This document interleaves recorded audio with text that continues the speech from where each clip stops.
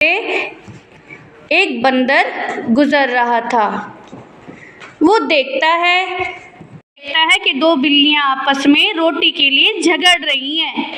तो उन्होंने कहा, अरे अरे रुक जाओ दोनों बिल्लियों, क्या हुआ मुझे बताओ, मैं तुम्हारी सारी समस्या का समाधान करूँगा।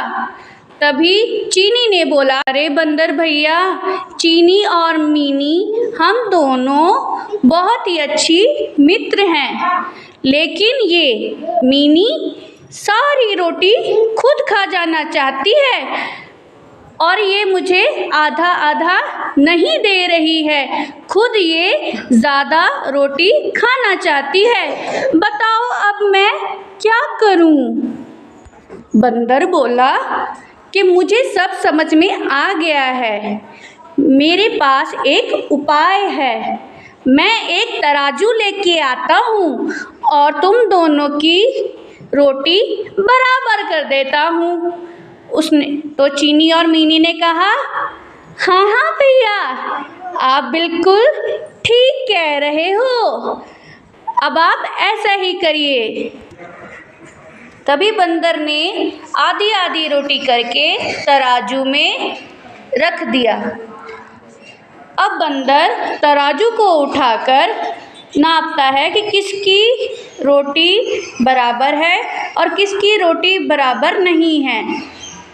तभी बंदर ने तराजू को नीचे रखा और देखा, इस तराजू में मुझे रोटी ज़्यादा लग रही है, इसको अभी मैं इस रोटी के बराबर कर देता हूँ। चलो अब मैं इसमें से एक टुकड़ा तोड़ता हूँ ताकि ये इसके बराबर हो जाए।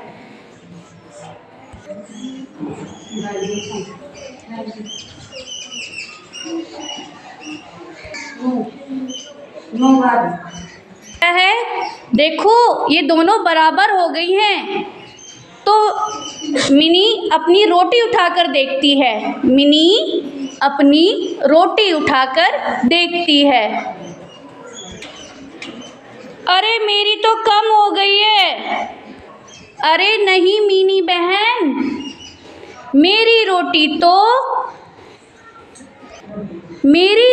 तो तेरी रोटी से अभी भी कम है। बंदर भैया आप इनको दोबारा से बराबर कर दो। बंदर ने कहा ठीक है, चलो दोनों के दोनों रखो जल्दी से। तराजू लेकर दोनों रोटियों को नापने लगता है। तब वो देखता है कि मिनी की रोटी ज़्यादा है। तो तभी वो तराजू नीचे रखता है और मिनी की रोटी में से एक टुकड़ा तोड़कर फिर से छोटे वाला टुकड़ा खा जाता है। तब मिनी देखती है, मिनी अपनी रोटी को उठाती है। मिनी कहती है, ये तो बहुत कम है मेरे लिए, बंदर भैया जल्दी से हमारे लिए दोबारा इसको तोलो और हमारी बराबर कर दो। तो बंदर कहता है ठीक है। अब बंदर नीचे रखता है तराजू को, अब रोटियां बहुत ही कम रह गई। तभी बंदर कहता है, अभी भी मुझे इसकी ज़्यादा लग रही है, इसकी और खा लेता हूँ, मैं दोनों की खा लेता हूँ ताकि दोनों की रोटी बराबर हो जाए। तो बंदर दोनों की रोटियां खा जाता है। अब उसमें बहुत ही कम रोटियां रह जाती है, बिल्कुल ना के बराबर। अरे बंदर भैया, आप तो हमारी सारी रोटी खा गए, अब हम क्या खाएंगे? बंदर कहता है, मेरा तो पेट भर गया, मुझे तो बहुत मज़ा आया, मैं तो जा रहा हूँ, बाय बाय। दोनों बिल्लियाँ उदास हो गई और अपना सर पकड़कर बैठ गईं।